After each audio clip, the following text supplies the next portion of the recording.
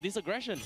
Now look, Panda, he's already level 4 in comparison to someone who's only level 2. So the efficiency of farm is a very, very big factor here. Now, looking down on bot side, which I think Team SG wants to generally want to play around because Saber is a very weak laner. All he does is basically exactly what you see on screen. Just sit there, just push it out, just chill. Oh no, wait, Urian tries to go for a play here as Amox is going to continue to harass him under his turret. Yeah, Rio, right now he's not really a big threat here unless he gets his triple sweep, but as of now, Turtle has been revealing himself here. Surprise, surprise, no one actually going to be prioritizing that except for Pastimon now, as they pretty much send RQ Panda all by himself with the export try and isolate the fight. Feather Ezra has been used out here, not going to be connect, so that's a big ultimate here being baited out. So SG, are they going to come in? Monet is going to force the ultimate here. AK is going to soak it up very, very nice here. So two major ultimates split off from both teams. How is this gonna go? But as of now, Divine Judgment comes in. They go in for the shutdown. Farsa's down for the count. And that's gonna be SG taking the cake. And they get one more on top of that as Fasti Muna get completely flushed out. What is this I'm watching here? They actually won that. I thought Fasti Muna was gonna go in on that particular fight. They were clumped up, but I guess, okay, Last Insanity coming on out. The fight isn't over just yet, but Panda, this means he's giving up his life for nothing. And there you have it. Team SG, they group up. Fasti Munang disrespected, and SG replied. Where is this damage coming from SG? It seems like the Hari is just doing so much work alongside with the Matilda from Amox with the focus mark coming in. It seems like it is significantly boosting out the magic power of what Mooney is bringing to the table. I don't think even Basti Manang was expecting like that sort of damage here for a large majority of it. But here he goes. They're going to go for the full-on dive again. 2 ultimates is all they need. A clean kill onto Urian. He did not even have enough time to drop down the Divine Judgment. Yeah, very, very nice kickoff here coming from SG. Meanwhile, having Turtle buff, they have not taken any sort of objectives yet coming from SG. They're just waiting to buy time for SkyV to get some items here. Meanwhile, SkyV, did we see the Phantom Sting yet? We saw it as a disable. That's pretty much about it. I mean, that's fine. For now, Skyway, he just wants to chill in his lane, farm up. Oh no, Mooney's in so much trouble. There's no way he's getting out of this. Just constant CC. Amox can't pull him back unless he is not immobilized. And CC wins games sometimes, you know? This is a pretty bloody fight here because immediately when you see Mooney getting caught up, bottom side, they take the jab onto his Ryu as well. But now top side, Phantom Sweep has been used. Skyway is looking at challenges as well. Does he have the damage? He's going to poke around, but does he have to wave the dragon? No, he does not. But it looks like he's going to respect this here as his members from Panda come in. But Skyway, that was an attempt. I respect it. I respect it. He almost got lethal there. He just needed a little bit more distance. But here comes Rudy trying to get onto that Farsa all over again. But AK Gaming completely shuts him down. Deadly Magic, useless. Panda zones out a Urian. He doesn't even, he already has the Divine Judgment, but it just does not matter. Amox, he's trying his best to put the focusing mark on as many people as possible. But then again, a Urian is going to get hit by the triple sweep. Not enough damage to complete the kill. RQ Ryu going to just back away. Last Insanity. Here it goes. Amox with the Soaring Eagle on top of Panda for now. But can he get the trade kill? No, he does not. The Wisps. Oh, it only targets the closest member, and that's going to be Panda and not Ryu. Oh, that's just so unfortunate there. Mooney was a little bit slow in terms of rotations here, and he's going to try and look for a couple pickoffs. Unfortunately, will not find any as Mooney will be forced to lose 2 of his members here. Meanwhile, Sam Wong, he's been low-key for a while, 1-0-3. He's farming pretty hard. And this time, you can see the contestment coming in from Basti Menang. As they're looking for another invade here, but they're all grouped up. Ammo's going to go in for the push as well. You can see now, with the pull, Divine Judgment comes in. The grill is going to get taken out, and that's going to be SG taking up the upper hand as they take one out and secure the turtle for themselves. Is Skyway trying to communicate with Panda here? Like, what's going on? What's going on in chat? But hey, SG was able to actually get the turtle here. Ryu manages to get on out just in time before any of the big hitters like Amox, as well as Urian was able to get on top of it. Yeah, Panda now is going to get focused down. Ammo's going to try and chip away at his Viraga armor. It looks like he's going to be baiting out for Team Mooney. Gets a huge chunk of damage in, but unfortunately, now here comes the Feather Airstrike. Mooney Mooney will not get out in time. Great catch coming in from Barca. Yeah, unfortunately, Amox was not willing to flicker for it to try and pull Mooney into safety. He shouldn't be there, and he shouldn't be in a position where he can get chunked out like that. But if you look on towards top side, you can see he's taking his time. He knows he's basically got this lane in the bag, but Learmont, he doesn't really care. He's just looking for those items. Yeah, Amox is buying so much time here, but how much more time can he do? Because Devsonar has been used. Amox is going to be in some trouble. He walked in the wrong path here, but the saves with Guarding Wind here. Amox saves the day, but they will lose the tier 1. Counter eventually comes in. They burst down the Xbox in time, and that's a great setup coming from SG. Yeah, that's great. However, which is more valuable? One death coming in for Panda or losing mid-turret? And I think in this particular situation, the macro value you get out of that mid-turret is a little bit more valuable, so I would say Basti Menang won the trade.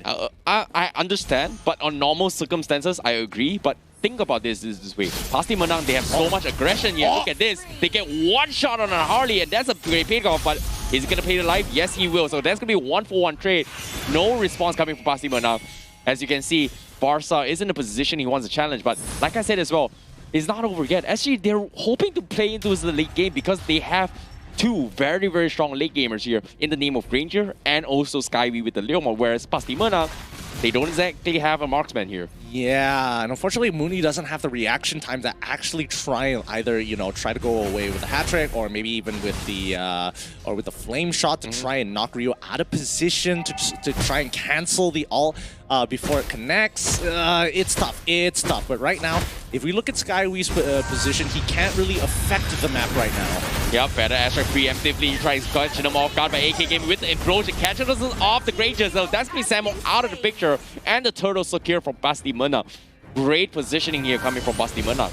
Yeah, I think SG could have played that slightly better. Like, somebody really needs to from behind Yor.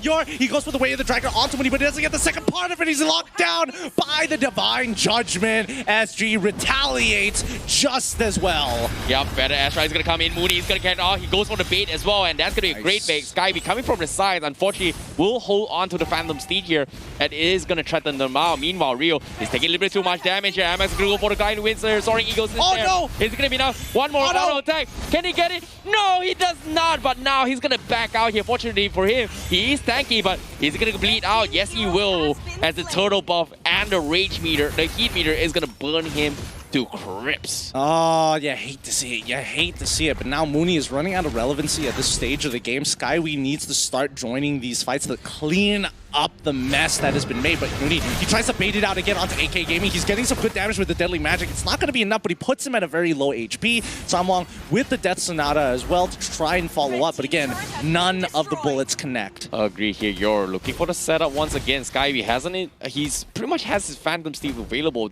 Does he want to commit to this? But better try to zone out the Kaja, and he's going to be A-OK. That's going to be on the cooldowns for now, but Samwang reviews his position, and you can see everyone from Basti Menang just bailing out here. But now, Twin Blades up on our Urinon, so that's going to be a Kaja that hits really hard. The question is whether or not Basti Menang can actually read the fact that Skyway, he's got big triple sweep. Mooney instantaneously dies, thinking he would be safe, but that's just not the case. So Urion is going to be the next to fall here under the flame missiles. Oh no, he didn't get max gauge just yet, missing out on a little bit of damage. Urion lives another day. Oh, you can see Urion, he was trying to bait Basti Menang out of position, waited for the last sec before using the Gliding Wind. And, it kind of has the right idea. Unfortunately, they've already lost they've lost Mooney right from the get-go. So that means the Lord is going to be out for grabs. You can see RQ Benda doing very, very quick work to do it as well. Positioning is great coming from Basti Menang. And SG, they need Skyway up online. He's 0-0 and 0 on this Leomord.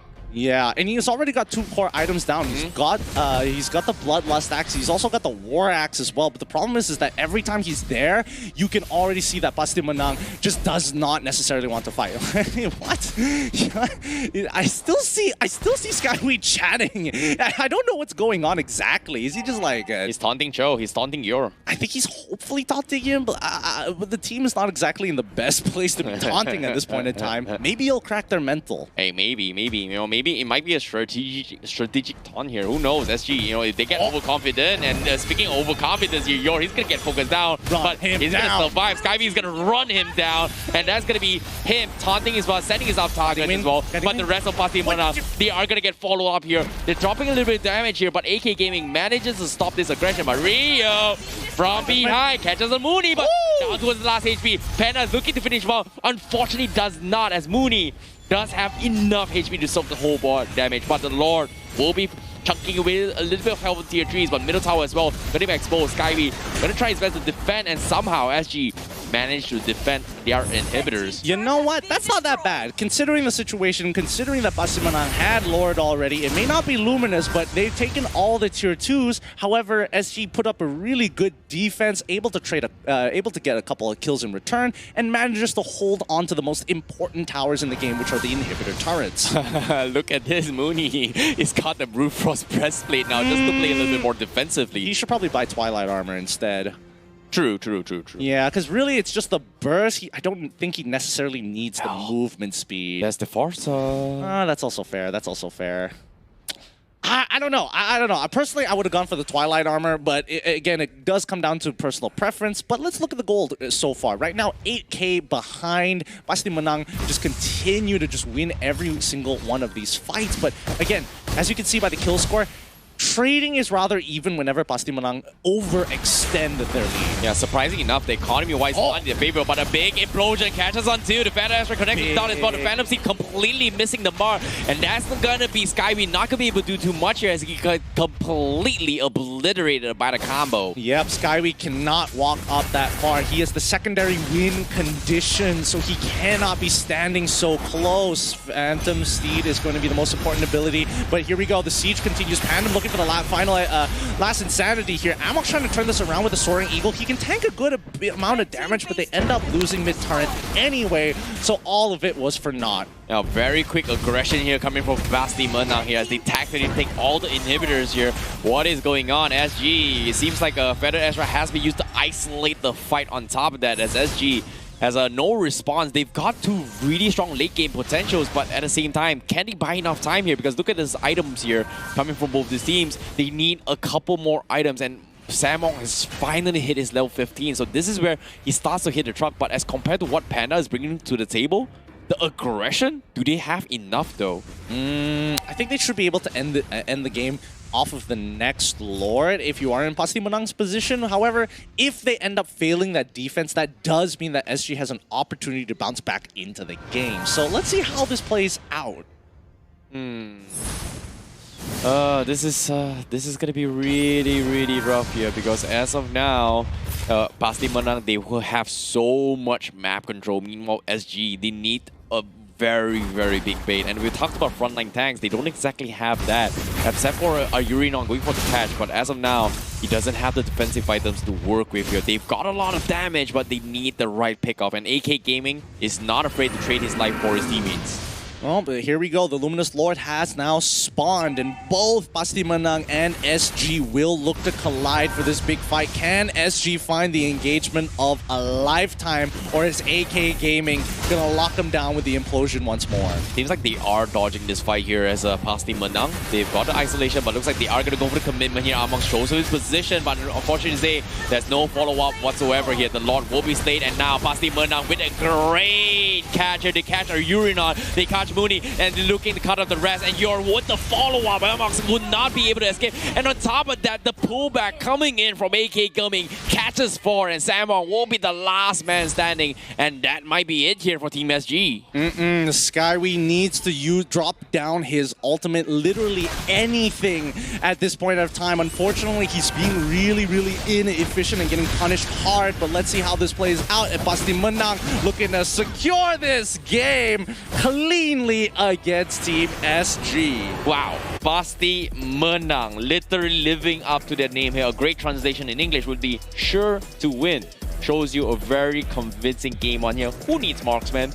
Out of meta, bro. jungle export is the way to go. Jungle export indeed, and it's really fun to see because again the clear speed is great, especially once you have that heat gauge maxed out and you're doing true damage. Wow, you just blow through the creeps. Agreed here, and you saw how much effectiveness the export was able to bring to the table from Pasti Menang, and multiple times here, just because he had the turtle buff, the last Insanity immediately spikes up in terms of damage, and that was kind of ridiculous to watch. Yeah, agreed. I mean, he did build for a more aggressive style. I mean, he had the Bloodless Axe. He was looking to get War Axe as well. He also ended up getting... Wait, no. I could be wrong about the War Axe, but I know he got a Blade of Despair for sure, and eventually got the Athena Shield because Amos is just that frustrating.